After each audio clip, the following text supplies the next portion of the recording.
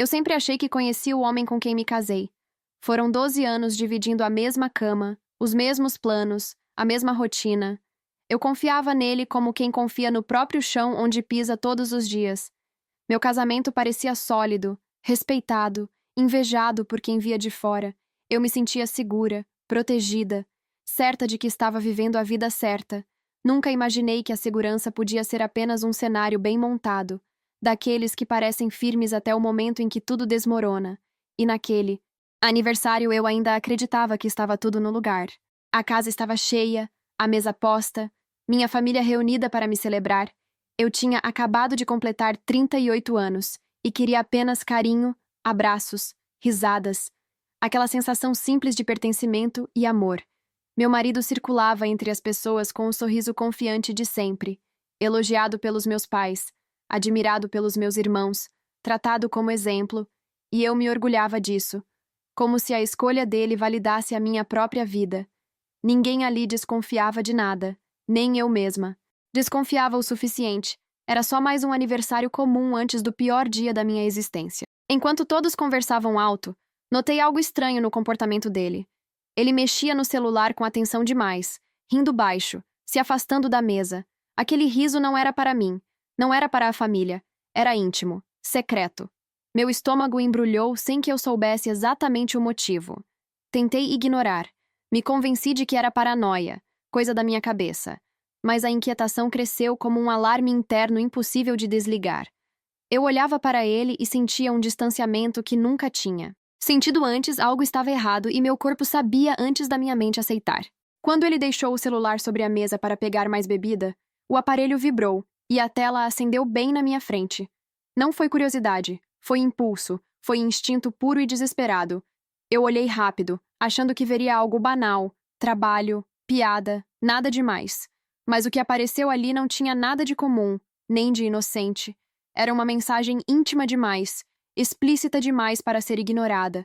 Meu coração disparou, minhas mãos começaram a tremer sem controle, e naquele segundo eu senti algo dentro de mim se quebrar. Eu levantei os olhos na direção dele, ainda segurando o celular. Ele me viu, percebeu meu rosto pálido, e em vez de medo ele sorriu. Um sorriso frio, calculado, seguro de quem se acha intocável. Ele se aproximou devagar e sussurrou perto do meu ouvido. Ninguém vai acreditar em você. Como se fosse uma piada cruel. Meu mundo parou. O barulho da casa desapareceu. Tudo ficou distante. Eu não chorei naquele instante porque estava em choque absoluto. Mas ali, diante da minha família, minha vida já tinha sido destruída. O sorriso dele ficou gravado na minha cabeça como um deboche eterno. Eu senti o sangue subir, o ouvido zunir, a garganta fechar de vergonha. Tentei respirar enquanto todos continuavam conversando sem notar nada. Minhas pernas ficaram moles e eu precisei me apoiar na cadeira mais próxima. Eu queria gritar ali mesmo, quebrar pratos, rasgar aquela máscara dele, mas o choque me paralisava e eu só conseguia olhar para o celular na mão. Aquela frase, "Ninguém vai acreditar em você", ecoava como uma sentença, e eu entendi que ele já tinha ensaiado aquela defesa antes mesmo de eu saber. Guardei o celular sobre a mesa como se estivesse em chamas. Minhas mãos tremiam tanto que eu derrubei o copo e o vidro se espatifou. Todo mundo olhou, alguém riu sem graça, alguém perguntou se eu estava bem. Eu respondi que era só nervosismo. Menti para proteger quem me destruía. Ele veio me abraçar por trás fingindo cuidado, e eu quase vomitei de nojo. Senti o cheiro dele e pensei em quantas mentiras aquele corpo carregava. A humilhação começou ali, pública e silenciosa, sem que ninguém percebesse. Eu estava sendo traída diante de todos e ainda precisava sorrir. Enquanto cantavam parabéns, eu lembrava do começo do nosso casamento, das promessas ditas olhando nos olhos, das juras de respeito e parceria. Pensei em quantas vezes defendi aquele homem quando alguém o criticava, em como eu me orgulhava de dizer que confiava nele de olhos fechados. Cada lembrança agora parecia uma encenação maldosa contra mim. Eu me sentia ridícula por não ter visto os sinais mais cedo. A música acabou, as palmas soaram, e dentro de mim tudo morria. Eu assoprei as velas, desejando desaparecer dali para sempre.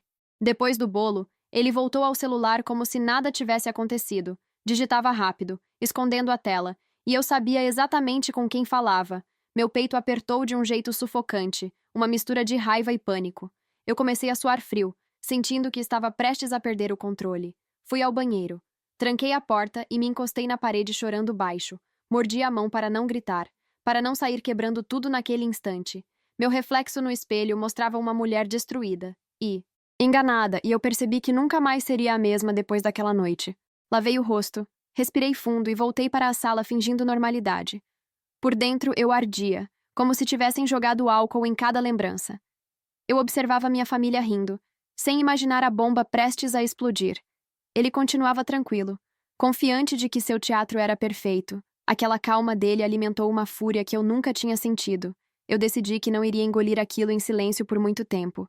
Podia até fingir por algumas horas, mas não seria para sempre. Aquela traição não ficaria escondida e eu faria questão de provar.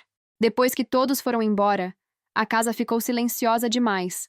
Um silêncio pesado, sufocante, que parecia gritar tudo o que não foi dito. Recolhi copos, pratos e restos de bolo com movimentos mecânicos e duros. Meu corpo funcionava no automático, enquanto minha cabeça fervia. Ele se sentou no sofá como se tivesse passado um dia comum, ligou a televisão, aumentou o volume e cruzou as pernas com calma. Aquilo me deu uma raiva tão grande que minhas mãos chegaram a doer. Era como se ele estivesse comemorando o fato de ter me humilhado. Eu parei na frente dele e perguntei, sem conseguir disfarçar o tremor. Quem era a pessoa que mandava aquelas mensagens no celular dele?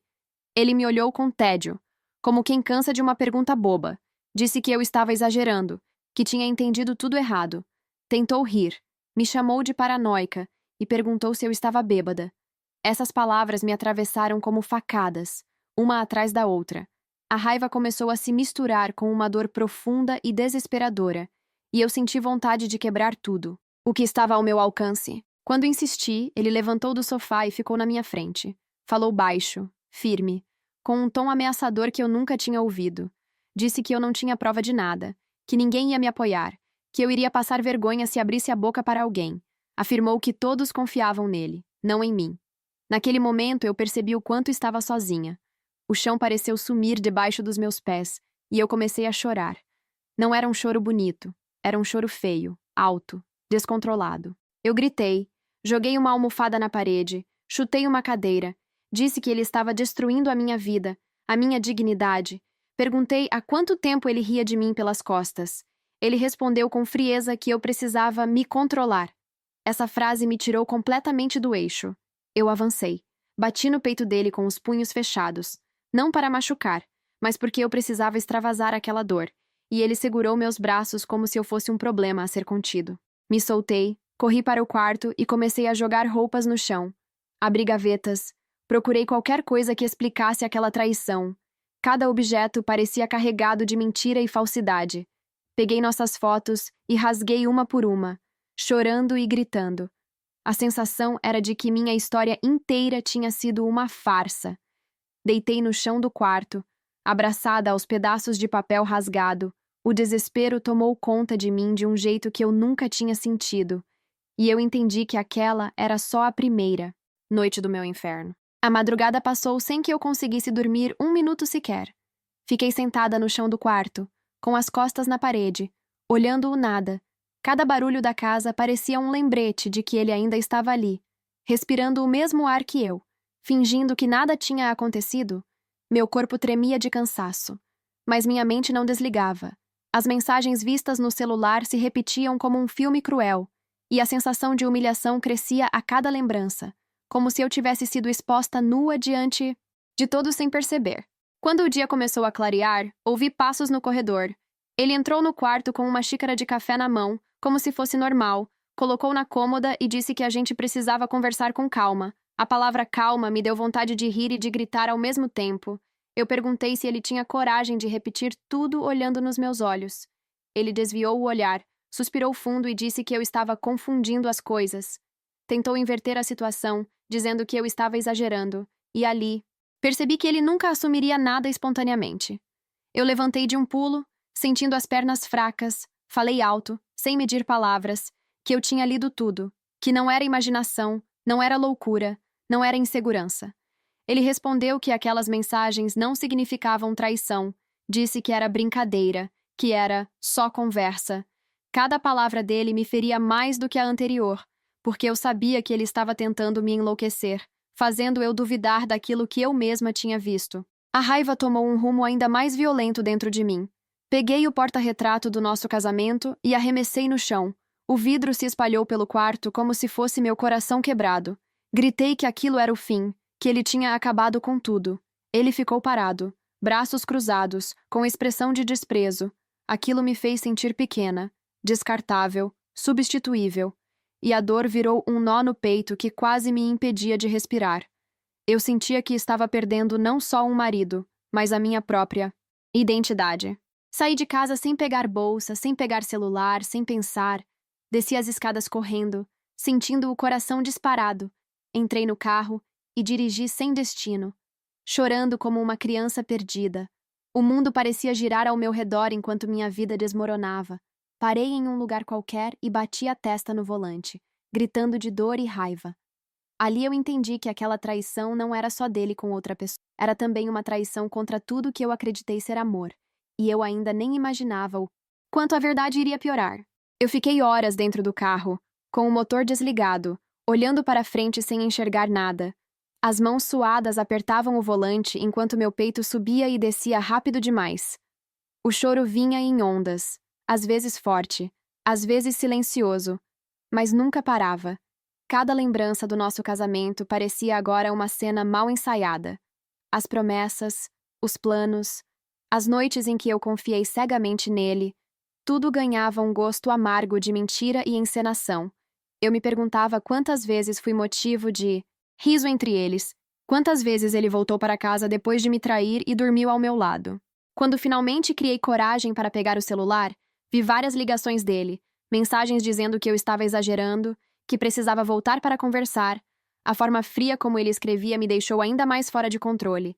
Não havia pedido de desculpa, não havia arrependimento, só conveniência. Respondi dizendo que eu sabia mais do que ele imaginava, que aquela história não acabava ali. Ele demorou alguns minutos para responder, e esse silêncio me deu mais medo do que qualquer palavra. Resolvi voltar para casa não por ele, mas por mim. Entrei decidida a vasculhar tudo o que eu nunca tive coragem antes. Fui direto ao escritório. Liguei o computador dele. Meu coração disparava como se eu estivesse cometendo um crime. Abri e-mails, redes sociais, arquivos antigos. Cada clique era uma mistura de pavor e necessidade. Eu precisava saber até onde ia aquela traição, mesmo que isso me destruísse por completo. Foi então que encontrei fotos salvas em uma pasta escondida. Imagens que eu jamais deveria ter visto daquele jeito. Meu estômago embrulhou, e eu corri para o banheiro para vomitar. Não era uma aventura recente. Não era algo passageiro. Aquilo vinha acontecendo há muito mais tempo do que eu suportava imaginar.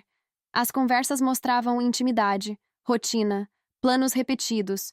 Era uma relação paralela construída com calma e cinismo, enquanto eu acreditava estar vivendo um casamento real. Sentei no chão do banheiro, encostada na parede fria. O corpo inteiro tremia. Minhas pernas mal me sustentavam. Eu gritava sozinha, socando o chão, como se pudesse acordar daquele pesadelo. A humilhação me engolia de um jeito quase físico. Não era só traição, era desprezo pela minha existência. Naquele momento eu percebi que não havia mais volta. Algo dentro de mim tinha quebrado de forma irreversível, e a mulher que entrou naquela casa jamais sairia a mesma. Depois de vomitar tudo o que tinha no estômago, fiquei sentada no chão frio do banheiro, abraçada aos próprios joelhos, sentindo um vazio tão grande que doía fisicamente. Meu corpo inteiro parecia em choque, como se eu tivesse levado uma pancada forte. A cabeça latejava, os olhos ardiam, e o coração batia fora de ritmo. Eu pensava nos anos que dediquei a aquele homem, na confiança cega que tive. E a sensação era de ter sido usada, enganada, manipulada como uma tola. Cada mensagem que eu tinha, lido agora, se repetia na minha mente sem piedade, me lembrando que a traição não foi um erro, foi uma escolha repetida. Levantei cambaleando e continuei procurando, como quem cava o próprio buraco. Abri gavetas, armários, caixas antigas, qualquer coisa que ele escondesse. Encontrei cartões de lugares que ele dizia visitar a trabalho, recibos amassados, nomes repetidos, datas que batiam com as ausências dele. Cada descoberta era um soco novo no estômago. A vida paralela estava ali, espalhada dentro da minha própria casa, e eu senti uma raiva tão intensa que minhas mãos começaram a formigar, como se meu corpo pedisse alguma explosão para aliviar aquela dor. Foi então que ouvi a porta da frente bater com força. Meu coração disparou porque eu sabia que ele tinha voltado. Antes que eu pudesse me preparar, ele apareceu no corredor, me viu no chão, cercada de papéis, com o rosto inchado de chorar. Por um segundo, pensei que ele demonstraria culpa, medo, vergonha. Mas o que vi foi irritação, impaciência, quase desprezo. Ele perguntou o que eu estava fazendo, como se fosse eu a errada, e aquilo me fez perder completamente o controle. Eu gritei, joguei os papéis na direção dele, perguntei se ele tinha alguma vergonha na cara, se achava mesmo que eu era tão burra assim. Ele tentou se justificar, dizendo que não era bem assim, que eu estava invadindo a privacidade dele. Ouvir aquilo me fez rir de um jeito nervoso, quase insano. A privacidade dele parecia mais importante do que minha dor, e essa inversão me enlouqueceu de vez. A discussão ficou ainda mais violenta. As vozes subiram. Eu chorei, gritei, xinguei, bati portas, arremessei objetos pela sala, quebrei um vaso que ganhamos no começo do casamento, um símbolo ridículo agora coberto de cacos no chão. Ele me chamou de descontrolada, disse que eu precisava de ajuda. Essas palavras foram como gasolina jogada no fogo, porque eu sabia que ele tentava me transformar na vilã da história, quando, na verdade, eu era a única pessoa destruída ali. Depois que o vaso se espatifou no chão, a casa virou um campo de guerra. Cacos espalhados, móveis fora do lugar, minha respiração descompassada. Eu sentia o sangue ferver de um jeito que nunca tinha sentido antes. As mãos tremiam tanto que eu mal conseguia apontar o dedo para ele. Gritei que ele tinha acabado com a minha vida, com meus sonhos, que tinha feito de mim uma piada dentro do próprio casamento. Ele tentou se aproximar, mas eu mandei ficar longe, porque naquele momento qualquer toque dele me causava repulsa. Ele começou a dizer que eu estava exagerando tudo, que não era traição do jeito que eu estava imaginando, que eu precisava entender que as coisas são mais complexas. Essa frase foi como um tapa na minha cara. Complexo era o que eu estava sentindo. Complexo era juntar os pedaços do que restou de mim. Complexo era aceitar que eu dormia ao lado de um estranho, enquanto ele tentava transformar a própria culpa em teoria. Eu perdi completamente o controle. Comecei a chorar alto, um choro de soluço, de dor crua, de humilhação profunda. Senti as pernas falharem e me apoiei na parede para não cair. Gritei que ele nunca mais encostaria em mim, que eu não suportava nem olhar para aquele rosto mentiroso. Ele respondeu com frieza que eu precisava me acalmar. E essa palavra voltou a ecoar na minha cabeça como uma provocação, porque tudo o que eu sentia estava longe de qualquer calma possível. Sem pensar, fui até o quarto e arranquei roupas do armário. Joguei-as dele no corredor, uma por uma. Camisas, calças, sapatos, tudo voando pela casa. Cada peça jogada era um pedaço do casamento sendo arrancado. Eu gritava que ele ia sair dali nem que fosse arrastado. Ele tentava argumentar, mas minha raiva já tinha passado do limite. Eu estava cega, surda, tomada por uma fúria que eu não reconhecia, e naquele momento só existia a necessidade de expulsá-lo da minha vida. Ele saiu batendo a porta, levando apenas uma mochila. O silêncio que ficou depois foi ensurdecedor. Me joguei no chão da sala, abraçada aos próprios braços, sentindo uma dor tão intensa que parecia rasgar meu peito por dentro. A sensação era de luto, mas sem corpo, sem despedida. Eu tinha perdido meu marido, minha casa, minha segurança. E o pior de tudo era saber que ele saiu achando que ainda tinha razão, enquanto eu ficava ali, despedaçada, tentando sobreviver aos próprios sentimentos. A noite caiu e eu continuei no chão da sala, cercada pelo caos que tinha virado a minha vida. A casa parecia grande demais, vazia demais, como se ecoasse tudo o que eu perdi. Cada canto carregava uma memória que agora doía como um ferimento aberto. O sofá onde rimos, a mesa onde jantamos, a cama onde fiz planos. Tudo parecia contaminado pela mentira que ele espalhou em silêncio. Eu chorava sem perceber o tempo passar, com o rosto molhado e os olhos ardendo, o corpo cansado, mas a mente ainda em estado de alerta, como se algo pior ainda estivesse prestes a acontecer. Em algum momento, meu celular começou a vibrar sem parar. Mensagens de familiares perguntando se estava tudo bem. Alguém deve ter percebido o clima estranho no meu aniversário. Eu não respondi ninguém. Não tinha forças para explicar nada. Sentia vergonha de ser a mulher enganada, humilhada, exposta, mesmo sabendo que a culpa não era minha. A sensação era de estar nua emocionalmente diante do mundo, e eu só queria desaparecer daquela realidade insuportável. A raiva voltou com força quando pensei no jeito como ele saiu, sem pedir desculpa, sem assumir nada, sem demonstrar arrependimento, como se eu fosse apenas um obstáculo no caminho da vida secreta dele. Peguei o celular e rolei novamente aquelas mensagens nojentas. Li cada palavra com os dentes cerrados, sentindo o ódio crescer. Meu coração batia tão forte que eu achei que fosse desmaiar. A humilhação virou combustível para uma dor ainda mais agressiva, e eu comecei a gritar sozinha, xingando, chorando, quebrada. Levantei de repente e comecei a arrancar coisas da parede, quadros, lembranças, objetos que representavam o nosso casamento. Joguei tudo no chão sem pensar duas vezes. Era como se eu precisasse destruir fisicamente aquilo que já tinha morrido. Meus braços doíam, minhas mãos estavam vermelhas. Mas a dor no corpo era menor do que a dor dentro do peito. Cada objeto quebrado parecia aliviar por um segundo aquela pressão, mesmo sabendo que nada ali iria consertar o que foi feito. Quando finalmente me sentei de novo, exausta, suja de lágrimas e pó, olhei ao redor e percebi que aquela casa já não me pertencia mais. Não porque ele saiu, mas porque eu não conseguia mais existir ali. Aquela vida tinha acabado, e eu precisava aceitar isso. Não havia conversa, acordo ou perdão que pudesse apagar o que eu vi. Senti um medo profundo do futuro, do vazio que me esperava, mas junto com o medo veio uma certeza amarga e definitiva. Eu nunca mais aceitaria viver sendo enganada daquele jeito. No dia seguinte, acordei com o corpo pesado e os olhos inchados. Demorei alguns segundos para lembrar onde eu estava e por que doía tanto. Quando a memória voltou, veio como um soco direto no estômago. Levantei da cama arrastando os pés, sentindo um cansaço que parecia eterno. Olhei meu reflexo no espelho e quase não me reconheci. O rosto abatido, o olhar vazio, a expressão de quem perdeu tudo. Eu pensei em como cheguei àquele ponto sem perceber. Em quantas vezes ignorei sinais para manter uma falsa normalidade. Peguei o celular com medo do que encontraria. Mensagens dele continuavam chegando, agora em tom diferente. Dizia que estava arrependido, que precisava conversar, que tudo tinha saído do controle, como se não tivesse sido escolha dele. Cada palavra parecia ensaiada, conveniente, vazia de verdade. Não respondi nenhuma. Apaguei algumas sem nem ler direito. Eu não tinha energia para ouvir desculpas ou versões distorcidas. Meu coração já tinha entendido tudo o que precisava. Saí de casa para respirar um pouco, mesmo com vontade de me esconder. Andar na rua me fazia sentir pequena, vulnerável, exposta. Eu olhava para casais e sentia uma mistura de inveja e revolta. Pensava se alguma daquelas mulheres também estava sendo enganada. O mundo seguia normal enquanto a minha vida tinha parado.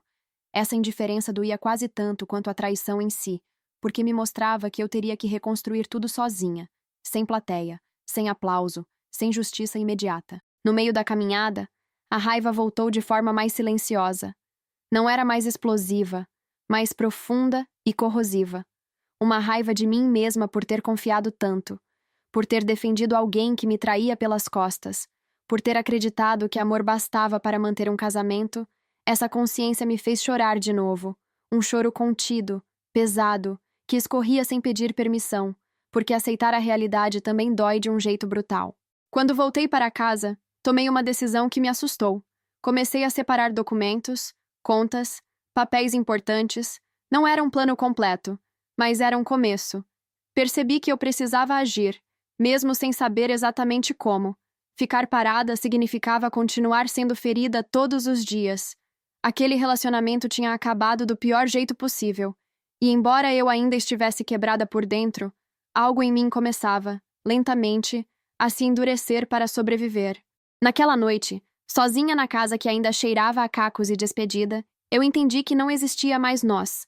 Só existia eu tentando não afundar. Sentei no chão da sala outra vez, mas agora em silêncio absoluto, não havia mais gritos, nem objetos para quebrar, só um vazio pesado. Um tipo de dor que não explode, apenas corrói devagar por dentro. Pensei em tudo que eu deixei de ser para manter aquele casamento em pé, em quantas vezes me diminuí para caber na vida dele, e senti uma tristeza funda, por ter me abandonado tanto tempo. Peguei as chaves da casa e coloquei dentro da bolsa com mãos firmes. Não era coragem, era exaustão, o tipo de cansaço que empurra decisões. Olhei cada cômodo uma última vez, sem nostalgia, sem carinho. Aquela casa já não era um lar, era um cenário de mentira. Entendi que ficar ali seria uma forma de continuar sendo ferida. Não era fuga, era sobrevivência. Fechei a porta atrás de mim, sentindo o coração apertado, mas certa de que ali eu não poderia mais permanecer. Fui para a casa de uma amiga sem avisar ninguém. Cheguei sem maquiagem, sem força, sem saber o que dizer, quando ela abriu a porta e me viu daquele jeito. Eu desabei, chorei como se todo o corpo estivesse finalmente permitindo cair. Não precisei explicar muito. Minhas lágrimas diziam tudo. Pela primeira vez desde a descoberta, eu não estava sozinha. E aquele acolhimento simples me fez perceber o tamanho da violência que eu tinha vivido, tentando parecer forte demais. Nos dias seguintes, o silêncio dele se transformou em insistência, mensagens longas, pedidos de conversa, promessas vazias. Eu não respondi, não discuti, não implorei explicações. Cada tentativa dele só confirmava que ele queria controle, não reparação. Eu já tinha ouvido o suficiente, visto o suficiente, sofrido demais. Entendi que não precisava convencer ninguém da verdade. A verdade já tinha me atravessado por inteiro, e isso bastava para eu não voltar atrás. Hoje, quando penso naquela noite do meu aniversário, a dor ainda existe, mas não me paralisa mais como antes. Não houve final bonito, não houve pedido sincero, nem redenção. Houve perda, ruptura, luto e uma solidão difícil de explicar. Mas também houve algo que nasceu no meio do caos. Uma lucidez dura, amarga, porém libertadora. Eu perdi um casamento, perdi uma vida que achei que tinha, mas recuperei a única coisa que ele nunca mereceu: a mim mesma.